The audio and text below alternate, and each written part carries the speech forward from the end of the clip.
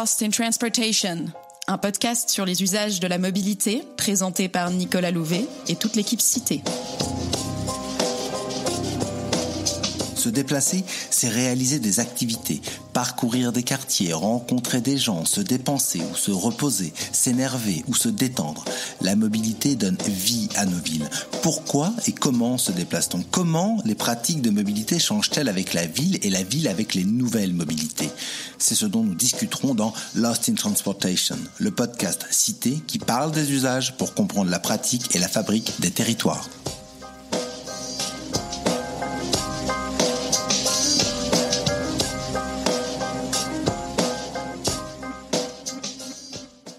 Nous retrouvons aujourd'hui notre série consacrée au mode en free floating, c'est-à-dire en libre service sans station. Dans les premiers épisodes, nous avons discuté des vélos, trottinettes et scooters qui ont récemment fait leur apparition et transformé les mobilités urbaines. Ce développement ne s'est pas exactement fait en douceur. Entre octobre 2017 et septembre 2018, près de 15 000 vélos en free floating ont été déployés en France. Après seulement un an, ces nouveaux services de mobilité représentaient 20% de l'offre de vélos en libre-service du pays. La même explosion a ensuite pu être observée pour les trottinettes électriques.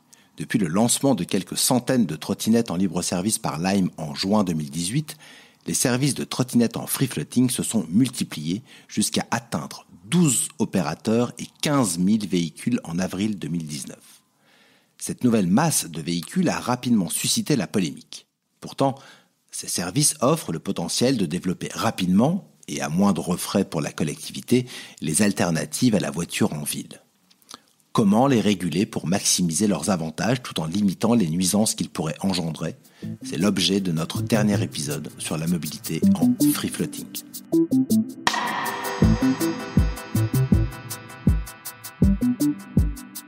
Épisode 4, le casque et la prune. Comment les collectivités locales se sont-elles saisies de ces nouveaux services ? Quelle gouvernance pour le free floating ? Comment la nouvelle loi d'orientation des mobilités change-t-elle la capacité de régulation des collectivités françaises ? Pour en parler avec moi, Marion Lagadic, chef de projet chez Cité. Les services de mobilité en free floating ont d'abord fait leur apparition rapide et massive dans les grandes villes chinoises. En novembre 2017, on recensait déjà 16 millions de vélos en free floating dans le pays. Face à ce phénomène d'encombrement spectaculaire, la Chine a eu une réaction tout aussi spectaculaire et des décharges massives ont été créées en dehors des villes pour dégager les rues. Celles-ci ont fait l'objet de photos très diffusées, aussi attirantes pour les esthètes urbains qu'inquiétantes pour les collectivités. Dans les médias, les vélos en free floating ont été présentés comme une menace s'étendant chaque jour à de nouveaux pays. À chaque nouvelle implantation de service, des récits d'encombrement de l'espace public, de vélos cassés, jetés dans les rivières, accrochés aux arbres, stationnés sauvagement, parvenaient aux oreilles inquiètes des villes encore épargnées. La création du compte Instagram Bird Graveyard, diffusant des vidéos de destruction de trottinettes en free floating aux quatre coins de la planète, redéfinit cette forme de vandalisme comme un phénomène de pop culture. Rapidement, des parallèles ont été dressés avec le concept de tragédie des communs, développé par le biologiste Gareth Hardin et appliqué à la question de politique publique par la politologue et économiste Elinor Ostrom. Un commun est un bien qui n'appartient pas à une personne précise, mais qui est géré en commun par une multiplicité d'acteurs. Hardin prend l'exemple d'un pâturage utilisé par plusieurs éleveurs. L'un d'entre eux achète une nouvelle vache et l'ajoute sur le pâturage. Celle-ci s'engraisse en broutant l'herbe commune et l'éleveur réalise un profit lorsqu'il la revend.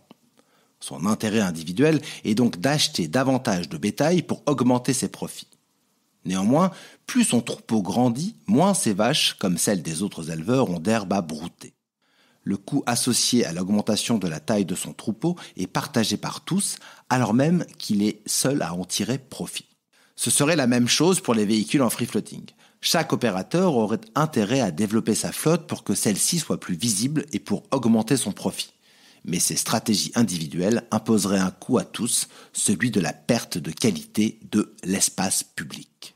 Au-delà de ces problèmes d'encombrement et d'occupation anarchique de l'espace public, la durabilité de ces services a rapidement été remise en question. Si les opérateurs présentent leurs services comme des solutions propres car actives ou électriques, la durée de vie limitée des véhicules et les difficultés de recyclage rendent le free floating moins convaincant d'un point de vue environnemental. Une critique sociale de ces services a également émergé. Le recours à des emplois précaires pour recharger les véhicules, les fameux juiceurs, serait une nouvelle ubérisation de l'emploi, amenant à des situations individuelles encore plus précaires. Rapidement, il est apparu nécessaire de réguler ces services. Face à toutes ces externalités négatives, plusieurs villes dans le monde ont décidé tout simplement de les interdire. Cela a été le cas de Nantes, Bordeaux, Toulouse, Austin, Amsterdam, Londres ou Milan. Aujourd'hui, plusieurs d'entre elles ont remis en question leur jugement initial. En effet, les sociétés de free floating offrent la promesse d'une nouvelle offre de mobilité sur le territoire sans investissement financier, du moins direct, de la part de la puissance publique. Innovantes et ludiques, elles peuvent être utilisées comme argument de marketing territorial tout en contribuant aux politiques de promotion des alternatives à la voiture individuelle. La question se pose alors de comment les encadrer pour bénéficier de leurs bienfaits tout en limitant les problèmes qu'ils peuvent engendrer.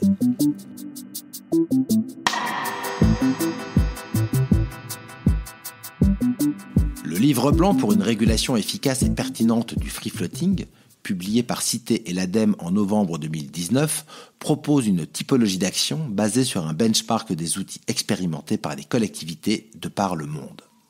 Au-delà de l'interdiction pure et simple, de nombreuses villes ont décidé de réguler les conditions d'opération de ces services. Premier dispositif expérimenté par des villes comme Londres, Paris, Bordeaux ou Lyon, les chartes de bonne conduite visent à encadrer ces services de manière souple en imposant une taille maximale de flotte, des modalités de gestion du service spécifiques comme le ramassage des véhicules le soir ou des contraintes de stationnement. Néanmoins, ces chartes sont non coercitives et reposent sur la bonne volonté des opérateurs. Pour donner un cadre contractuel à ces normes, d'autres villes ont décidé de lancer des procédures de sélection plus ou moins formalisées. Celles-ci permettent de limiter le nombre d'opérateurs présents sur le territoire en les sélectionnant sur la base du respect de critères définis par la collectivité. En France, ces procédures de sélection peuvent prendre la forme d'appels à manifestation d'intérêt ou d'appels à initiative privée. Certaines villes françaises ont également rendu l'opération de ces services conditionnelle à l'obtention d'une convention d'occupation temporaire du domaine public. Ce dispositif s'applique, par exemple, aux terrasses des restaurants, qui occupent elles aussi le trottoir en vue d'offrir un service commercial. Depuis longtemps, celles-ci sont encadrées et soumises à une tarification qui leur donne le droit d'utiliser l'espace public. Dans le cadre du free floating, certaines villes ont également mis en place une redevance proportionnelle au nombre de véhicules, tarifant ainsi l'utilisation du bien commun qu'est l'espace public. Lorsque la redevance est faible, cela constitue un incitatif pour les opérateurs. Au contraire, lorsque celle-ci est importante, elle peut décourager l'implantation de services encore expérimentaux. Il est important de rappeler que les services de mobilité en free floating ne sont pas encore rentables et qu'une contrainte trop stricte équivaut à une interdiction de fait. Ainsi, en imposant une taille maximale de flotte initiale à l'opérateur de scooter en free floating CityScoot, la ville de Toulouse s'est privée du service. En effet, une masse critique de véhicules est nécessaire pour que le service soit suffisamment fiable pour les usagers et l'opérateur n'a pas voulu prendre le risque de lancer un service sous-optimal. Plutôt que de limiter les tailles de flotte ou le nombre d'opérateurs, d'autres collectivités ont pris le parti de réguler la place des véhicules dans l'espace public. Ainsi, certaines ont dessiné des emplacements spécifiques dans l'espace public pour le stationnement des véhicules. Cela a par exemple été le cas à Shanghai, Austin, Chicago, Paris ou Bordeaux. D'autres, comme Singapour, ont expérimenté l'utilisation du geofencing. Grâce à la technologie GPS, ils ont mis en place des barrières virtuelles pour interdire certaines zones à la circulation. De la même manière, des limites de vitesse ont également été imposées dans certaines rues ou sur certaines places pour assurer une meilleure cohabitation avec les piétons. Ainsi, à Paris ou à Lyon, les usagers de trottinettes peuvent voir leur vitesse automatiquement réduite sur certaines portions de leur déplacement. Néanmoins, si quelques collectivités françaises ont rapidement su appliquer les outils existants à une problématique nouvelle, d'autres se sont laissés déborder par l'étendue du changement et ont attendu la LOM providentielle, la loi d'orientation des mobilités qui devait leur offrir de nouvelles options clés en main pour réguler le free floating. Adoptée fin novembre 2019, la LOM ne change pourtant pas grand-chose. Certes, elle permet aux collectivités de délivrer des titres aux opérateurs, mais elle n'interdit pas d'opérer à ceux qui n'auraient pas ce titre. En d'autres mots, elle offre une nouvelle possibilité à la collectivité, mais n'impose aucune obligation aux opérateurs. Le free floating ne devient pas une profession réglementée, comme les taxis par exemple, et les opérateurs continuent d'évoluer dans un marché libre. Par ailleurs, la LOM ne résout pas un problème de fond. Le rapport de force entre l'acteur public et les entreprises privées est en train de changer.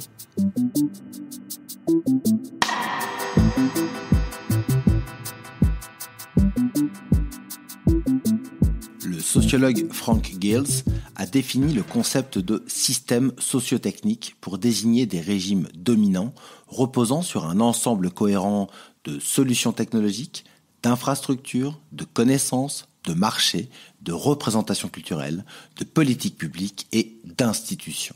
L'ensemble de ces éléments forme un système stable, mais le changement d'une seule de ces composantes peut bouleverser l'équilibre du tout.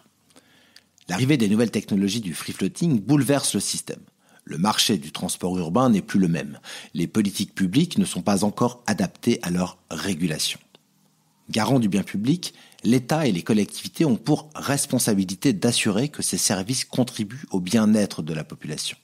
Et si l'intérêt de ces services est démontré, cela peut impliquer une prise en compte des contraintes opérationnelles des opérateurs pour que ceux-ci puissent s'établir sur le territoire dans le long terme. En effet, comme nous l'avons déjà dit, l'une des spécificités de ces services de free floating est qu'ils ne sont pas encore rentables. Aujourd'hui, ils survivent grâce aux fonds de venture capital qui investissent massivement et à risque dans les nouvelles technologies en faisant le pari que ces services pourraient gagner de l'argent dans le futur. Cette grande incertitude sur l'avenir du free floating représente un défi pour les collectivités locales. Si ces services peuvent contribuer à la promotion de mobilité plus propre en ville, il est nécessaire de les promouvoir et de les intégrer à l'écosystème de mobilité locale. Mais peut-on les intégrer alors que leur avenir est incertain ? Le concept de continuité du service public est un aspect fondamental et aujourd'hui, beaucoup de collectivités refusent, à raison, de trop compter sur des acteurs qui pourraient disparaître demain. Les opérateurs de free floating offrent aux collectivités une ressource très précieuse dont ils peuvent se saisir dès aujourd'hui. La donnée. Ces entreprises amassent des quantités phénoménales de données sur les pratiques de leurs usagers. Quels itinéraires empruntent-ils ? Rejoignent-ils les arrêts de transport en commun ou réalisent-ils plutôt des trajets complets ? Comment sont stationnés les véhicules ? Toutes ces données représentent une manne inespérée pour la collectivité qui pourrait s'en saisir non seulement pour réguler ses services de manière pertinente et efficace, mais aussi pour guider ses politiques publiques. Pourtant, les collectivités sont encore mal outillées pour exploiter ces informations, bien que les opérateurs soient tenus de les leur transmettre. En conséquence, la transition vers la Smart City est menée par les acteurs privés, tandis que les politiques publiques tendent à suivre une certaine inertie. Si elles n'analysent pas les données, les collectivités n'auront qu'une compréhension partielle de ces services, de la demande à laquelle ils répondent, de la réalité des nuisances qui leur sont reprochées. La donnée, c'est la clé. Lorsque les collectivités sauront s'en saisir, le rapport de force entre opérateurs et puissance publique sera rééquilibré au bénéfice de tous les usagers des trottoirs. Les opérateurs interrogés par Cité dans le cadre du travail sur le livre blanc souhaitent eux-mêmes que la collectivité se saisisse des informations qu'ils lui transmettent, de manière à ce que les dispositifs de régulation soient mieux adaptés à la réalité de leurs services.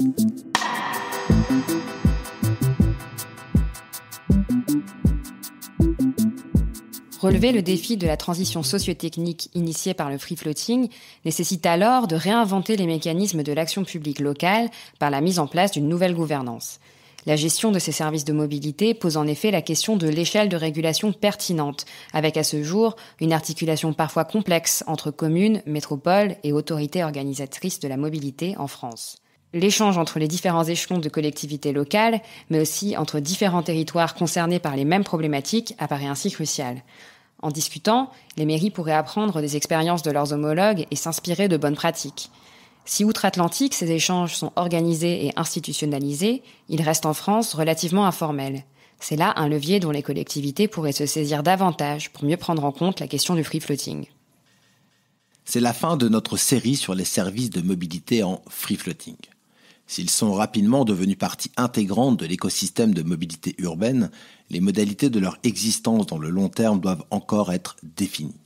Une chose est sûre, ces services ne peuvent exister que dans la mesure où d'autres alternatives fiables sont disponibles pour compléter leur usage au quotidien. Aujourd'hui, en ville, la colonne vertébrale de la mobilité durable reste les transports en commun. Ceux-ci feront l'objet de notre prochaine série qui portera à la fois sur les expériences d'usage des transports en commun et sur l'opportunité ou le risque de les rendre gratuits. N'hésitez pas à consulter notre livre blanc pour une régulation efficace et pertinente de la mobilité en free floating. Celui-ci propose un outil d'aide à la décision à destination des collectivités locales souhaitant réguler le free floating. Vous retrouverez le lien dans la description de ce podcast.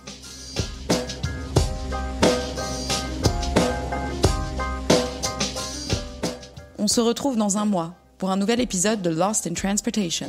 D'ici là, n'hésitez pas à nous rendre visite sur notre blog. À bientôt!